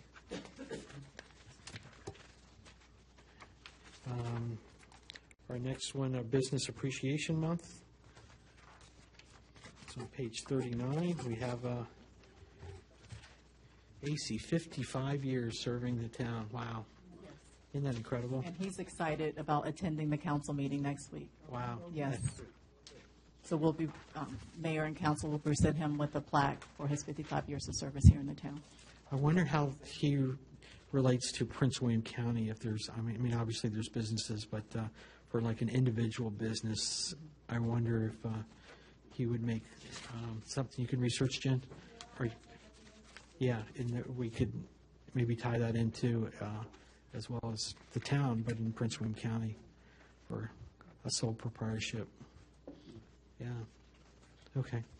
Yeah, that'd be great to honor him for that. Meals tax-free weekend. That's on page 41. I think self-explanatory. We've done this in the past. Yeah. So with no objection, we'll put that on the consent item. Great. Our planning consultants. And before I leave, I just want to thank council and all the other boards for just stepping up and wanting to help with facilitating Haymarket Day this year. And you did it last year as well, but we have an overwhelming response of help this year. So thank you. Great. Thank you all. No problem. What's your biggest concern, Denise? Obviously, the weather is always a factor, but besides the weather and construction that Councilman Morris has pointed out that. I think three areas that can be concerning is, one, setting up the vendors. We start really early in the morning and it starts. Logistic. But we have two gentlemen that have been on it and do it very well, Councilman Morris and our town planner, Marchant. Also, the parade. We have over 1,500 people that participate in the parade, so just making sure that our lead, Jennifer, has the proper assistance for getting those people in line and in order and moving along during the parade. And then the third is, I would say, would be parking. Right. So those are our three areas of, I would say, of my concern, that make sure we're properly staffed for those areas. Okay. Have you reached out to Food Lion? Because we had a big issue with parking with them last year. Yes, we have. And Chief and myself we have a meeting lined up with Deborah, who is the property manager over there. They have already allocated a certain portion of the parking lot for parking for Haymarket Day. I don't anticipate it being too crazy because of the reversal of the parade. Usually you would come off of 15 and parents would drop off their kids for the parade and try to park, whereas now the parade is being staged at the QBE building. So I think it'll alleviate a lot of the issues we've had in the past. near that area. And the fact that we're opening Fayette too, that's the first. Absolutely. That's going to be at least allowing the traffic to head south or have that ability, where Yes. that's always been closed. And is, logistically, are they planning on exiting out of QBE the way that the traffic flow is, which would be to the east of town? Do you know as far as the parade route as it starts? Or have they given any consideration how it exits Are QBE? you asking where we're starting, or? Where does it exit out of Well, because QBE? when you Is it- drive into QBE, you go in like where One Cookies in- and Cream is, right. you go in this way, but you go around the building and come We're out. staging at, yeah, at On the 8 street. a.m. we're going to push back our road closure to Green Hill Crossing, possibly just further past that. And then what we'll end up doing is staging, because we'll then at that point have almost 4 lanes of traffic to be able to stage, all right, 1 through 25, 25 through 50. Oh, so 51 you're through- staging 155 then? So we're going to be staging on 55, and then once the parade starts and continues and finishes, we will then put our road closure back to Blake Drive. Okay. Good to know. Okay. Question, is parking allowed on both sides in Green Hill? Yes. Is it normally enforced, like towing? Is towing normally enforced? It's a VDOT VDOT street. streets. No, So, yeah. no towing. Good. But we should have adequate parking this year. We have approval to park at Pace West School, at QBE, as well as Tyler Elementary, and then we have permission from property owners here in town for our vendors to park as well. And then, of course, the Church? fairgrounds. At the Yes, church? we put signs out in front of the schools that say Haymarket Day parking here. Event parking. Yes, we have event parking. Are people going to walk from the school down here with no sidewalks? Yes. They've done it. Mhm. Okay, I did that. We won't get the sidewalks in time. That's your job.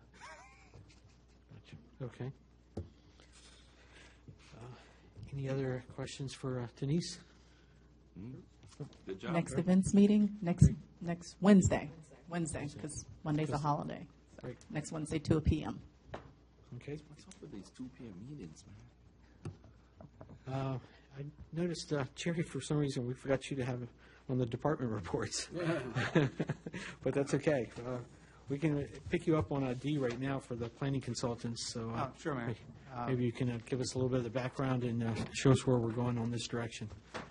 Sure, I'd be happy to. As council is aware, I assume that there was an RFP issued to backfill some of the services that Marchant has been providing the town in terms of planning services. And we had a proposal from the Barclay Group, and the town currently is under contract with the Barclay Group to do some more comprehensive work with the Planning Commission, I believe, on some updates to the zoning ordinances and, is it the master plan? Just right now, we're just redoing our zoning ordinance. Okay.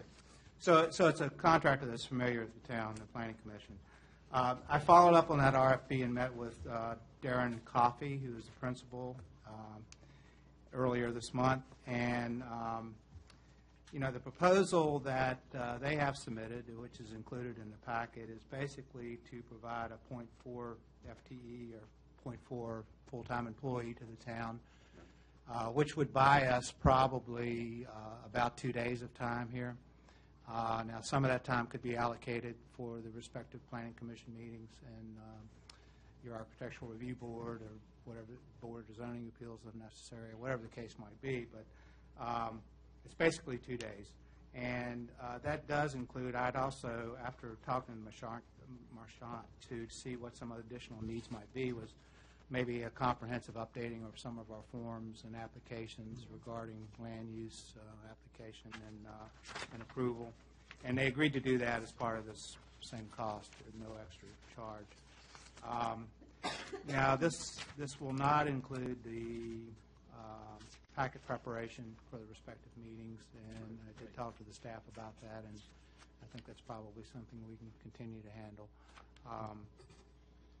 But proposal is for $46,800 for the first calendar year. And looking at the budget, it looks like we've got about $65,000 in your current budget for part-time staffing. Now, that's Marchant and and Holly. And year-to-date, and that's prior to, that was earlier this month, but we had spent around $7,000 in that line item.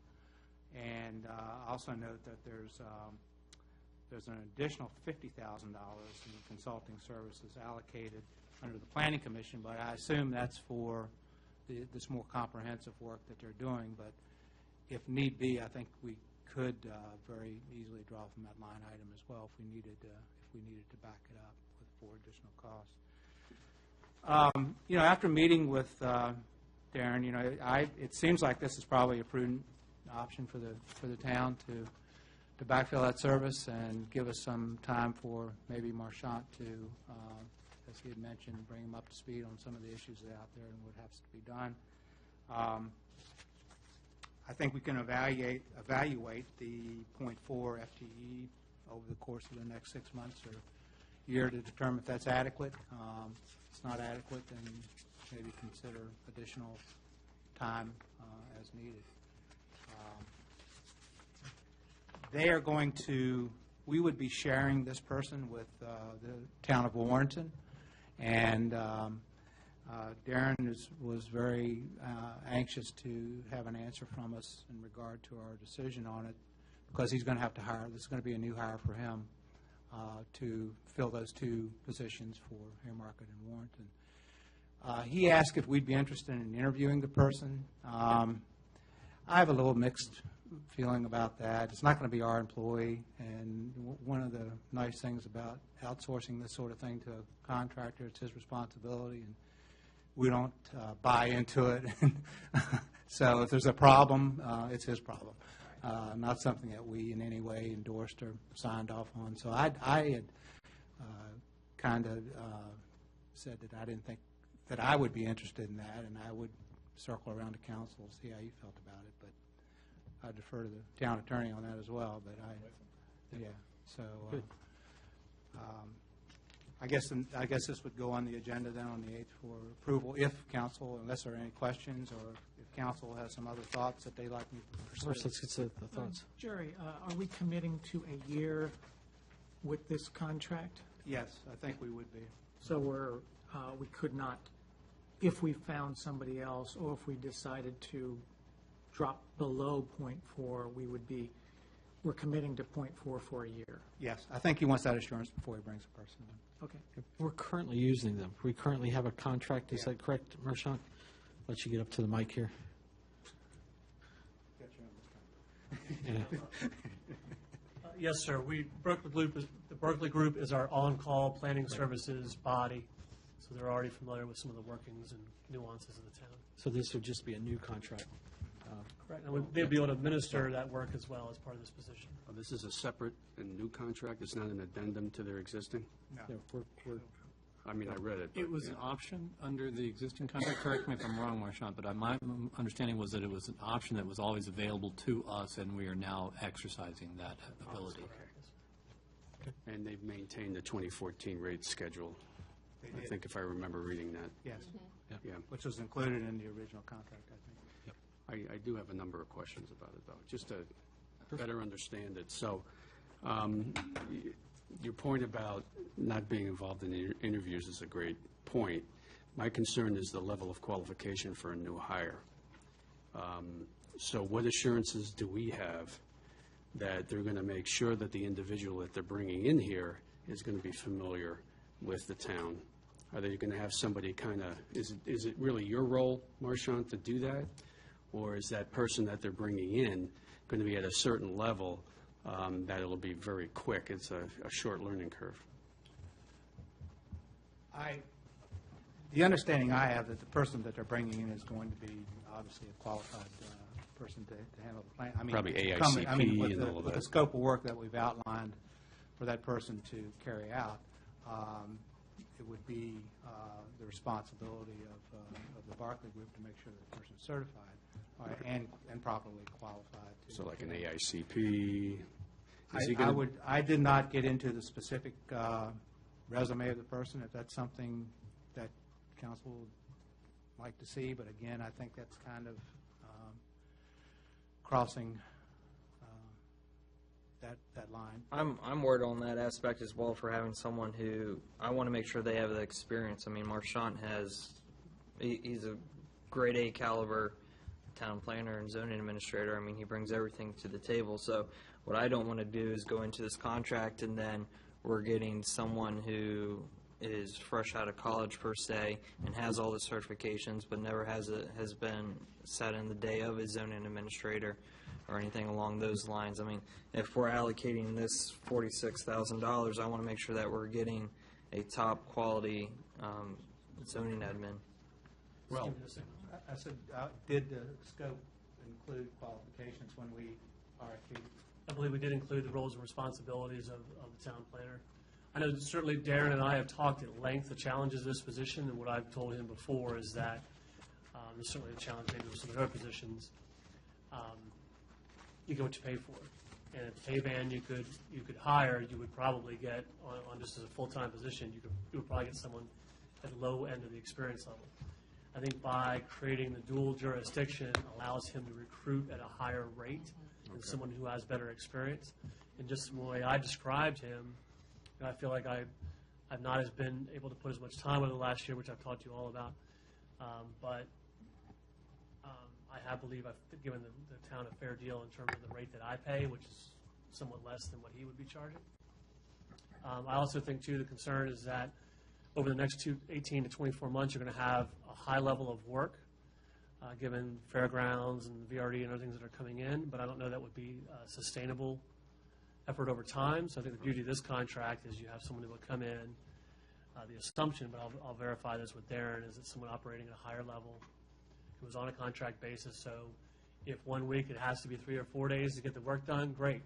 If you have to tailor it back to 1 day a week, that's fine.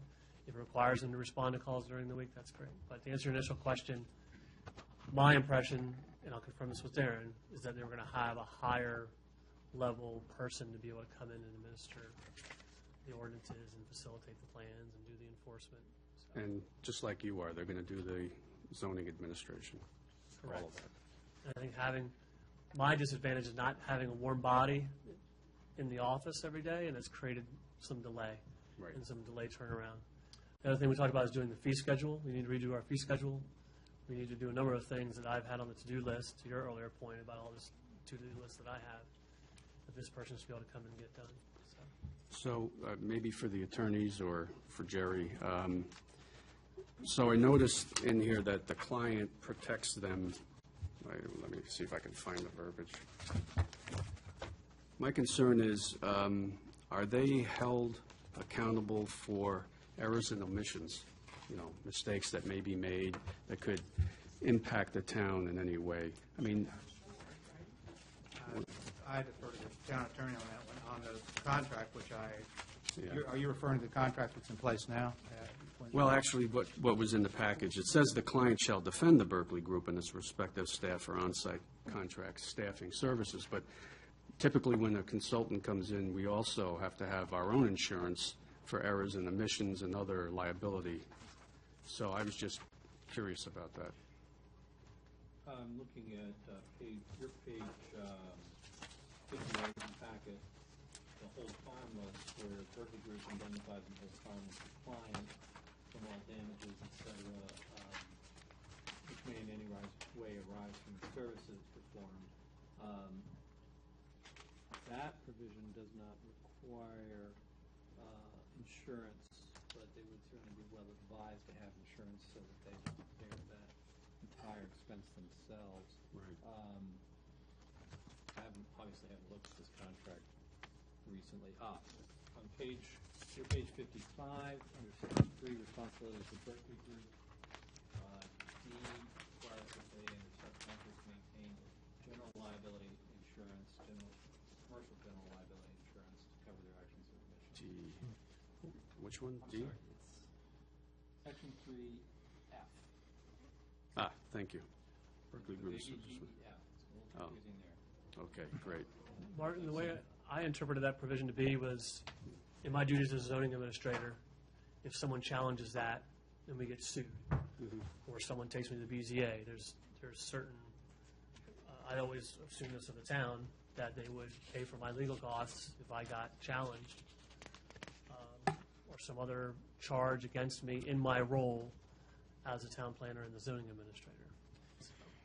And if I might, Mayor, we do have insurance through VACO for any claims that would be brought against the town for somebody acting in their capacity as a town officer, so that we have our own insurance coverage for that. But I see what you're saying, Joe. Errors and omissions is different than general liability insurance. Correct, Amundo. Yeah. I'm just saying, we have a client, I mean, we are the client, and we're hiring a contractor to do work for us. And, you know, sometimes the contractor makes mistakes that impact what we're trying to do, or we may be sued for something and have a culpability or liability. That's all I'm worried about, is that they have the insurance that will cover it in Right, case. But isn't this general liability insurance to cover their actions or omissions? Yeah, well, what he just said. Yeah, okay. Yeah, I just wanted to be sure it's there, and I understand. Any concerns on this side? Well, I'm not finished. I have more Sorry. questions. I'll wait, sir. Yeah. I'll wait. All right, so relative to the, I noticed there was a 54-cent a mile charge. Is that for them to come to the on-site every day, or is that something for when they go to attend meetings and what have you?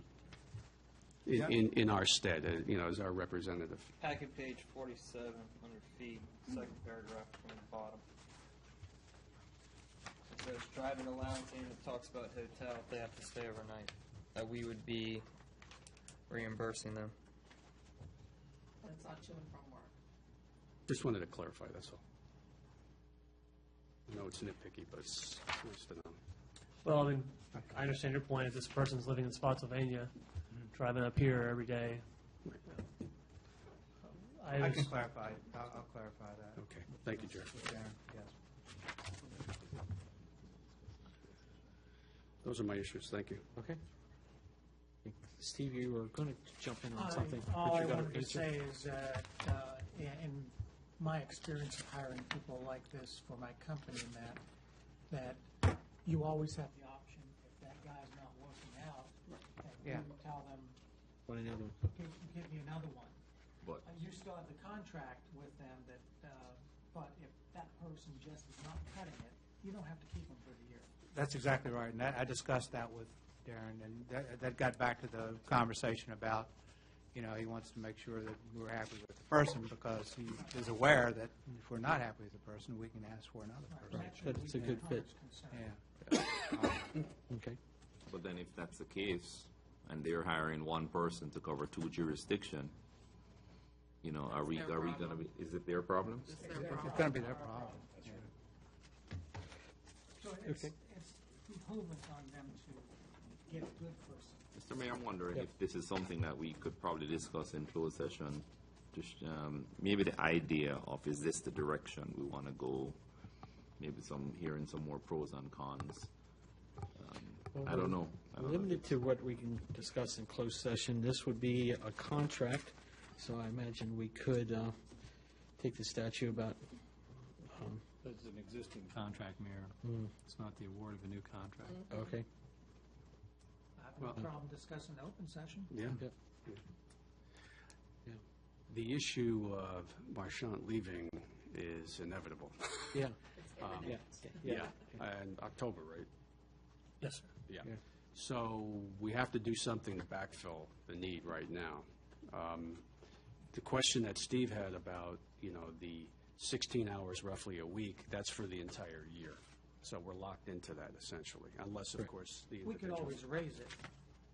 I'm sure we could Well, yeah. potentially raise it, but we couldn't reduce it, is my assumption. So the question of what options do we The have? 16-hour per week, according to the contract, is 2 8-hour days. And I don't know if that's going to satisfy us. Am I incorrect in saying it's 2 8-hour days? Sort of, because the fact that they could be used for ARB meetings or PC meetings, their 8-hour day could fall into, you know, the times, the schedules. Well, Or we at least get two days, and it sounds like we could maybe have the maximum of 3, because he's committed to 2 days in Warrington. Are you saying is it enough? Is it enough? I mean, I'm wondering if it's 16 hours broken up over the week. You know, Marchand's main argument is having a warm body here, but is that warm body 2 8-hour days, or is it spread over the 5-day period? Marchant, go ahead. So one of the challenges, I had talked to Jerry about this as well as, or maybe I forgot who I talked to about it. We answer calls, even though I'm not here, I try my best to answer calls that come in as they come in. So is the expectation that he's here those 2 days, if he works 16 hours, he doesn't respond to any other emails, texts, or inquiries till that next. No, I don't think that. I don't think that was the intent, but that's a question you probably need to solidify. That's a good question, though. So You know, it needs to be answered. Exactly, because if it's an urgent issue that needs to be responded Exactly. to, or if the Friday report comes out on Friday, and for a simple example, and they're only working Monday and Tuesday. So I think it's going to take a learning curve for him to really flesh out what is the adequate time to dedicate. Maybe it's less, maybe it's more. But I think having Jerry, whoever's here to monitor that, can advise you on what's appropriate. What was your average hourly week? I averaged, excuse me, I average probably 10 hours a week. So we're getting more out of somebody, and they're here during the day that Marchant wants. So those are both bonuses that we don't have now. Yeah. Well, That's an average. There's times where it goes up, there's times that it goes significantly down.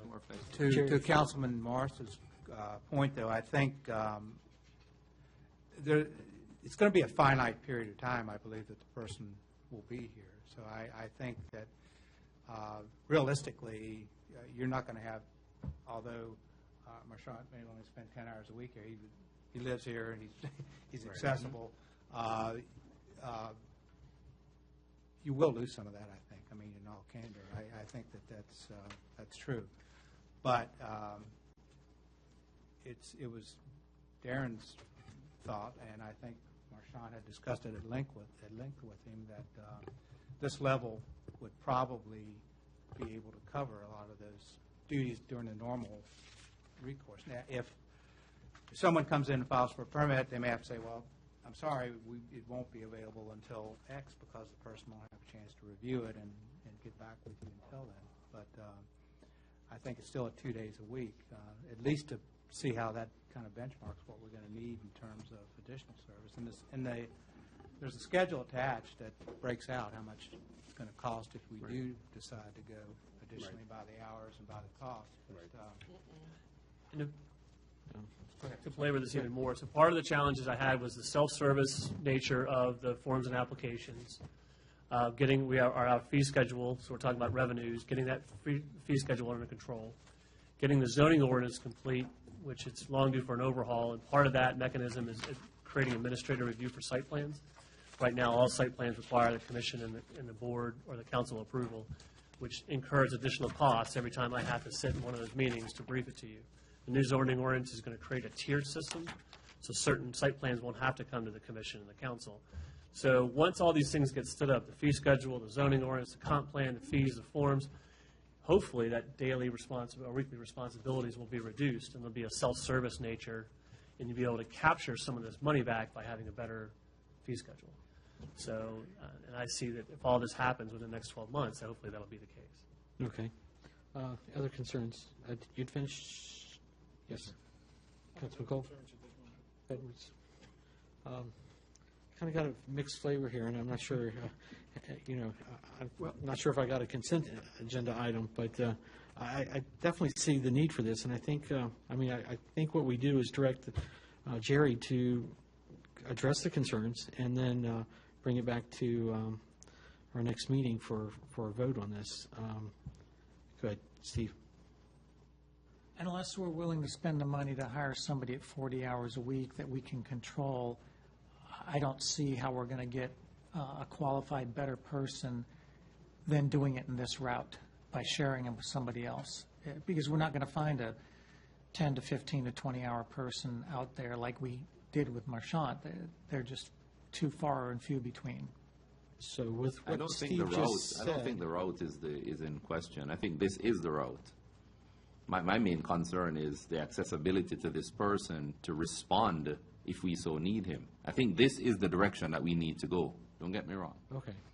But I think it's the negotiation that we have to iron out. Is this Are we held to the 2 8-hour per day, or is there some flexibility in getting response from this person once? What if he does his 16 hours Mondays and Tuesdays? Are we not going to hear from this group until the following week?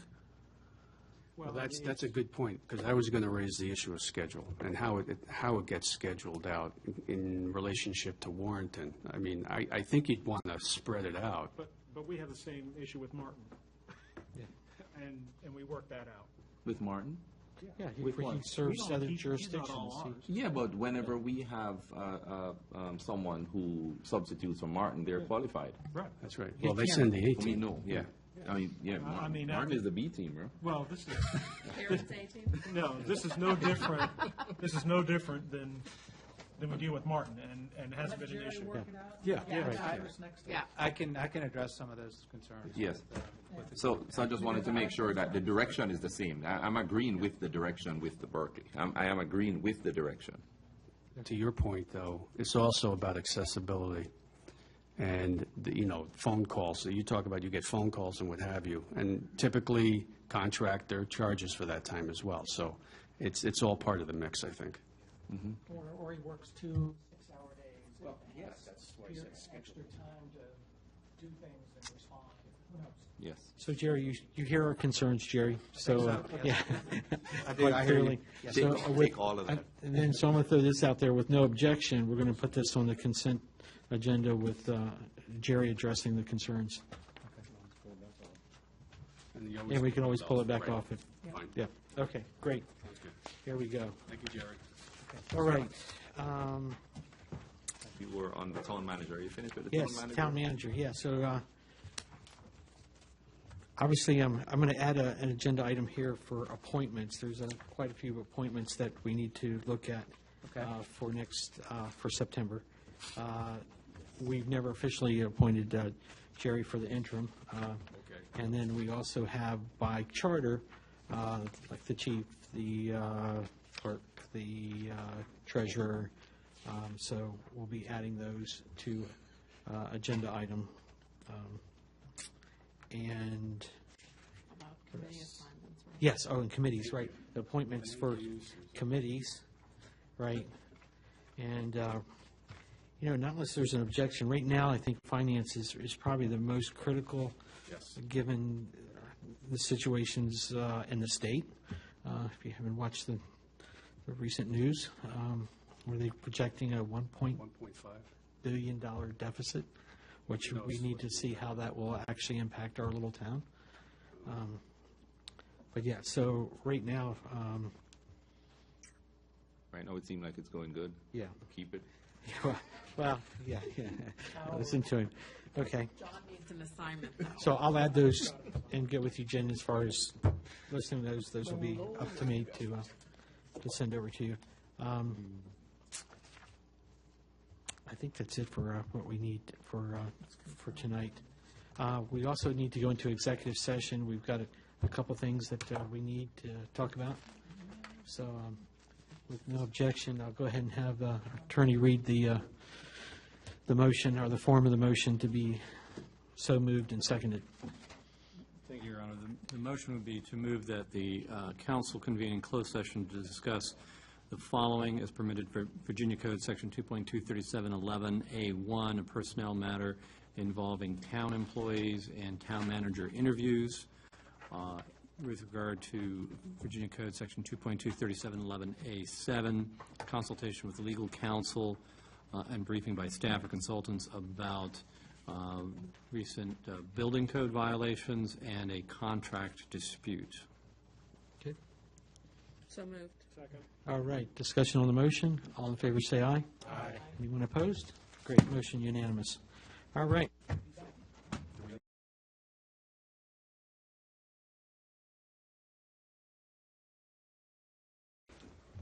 One of us really needs to memorize this thing for Martin. I think we would be able to by now.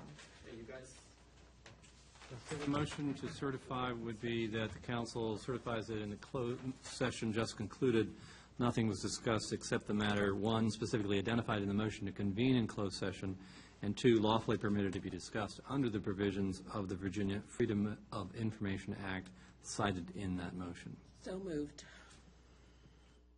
Second. Morris. Yes. Cole. Yes. Edwards. Yes. Lee. Yes. Lee. Yes. Casanello. Aye. Egg. Yes. Great. Okay. Mayor, you also wanted me to recite the motion for the town manager interviews? Yes, please. So that motion would be pursuant to Virginia Code Section 2.23712B, that the council moves that it meet within 15 days of today's date to hold closed meetings solely for the purpose of interviewing candidates for town manager without further notice to the public of the date, time, or location of those meetings. So moved. Second. And just for discussion, it's that we can meet up to 15 days. Correct. So anytime through 15 days from today. Great, okay, great. All in favor, say aye. Aye. Anyone opposed? Unanimous. Okay, so we meet again Thursday, 7 o'clock, with our revised agenda. We'll get that all cleaned up. We need comments back by this Thursday, right. Good. Got a holiday weekend coming up, right? Yes. So everybody be safe and enjoy. Yep, absolutely. All right, thank you again. Appreciate it.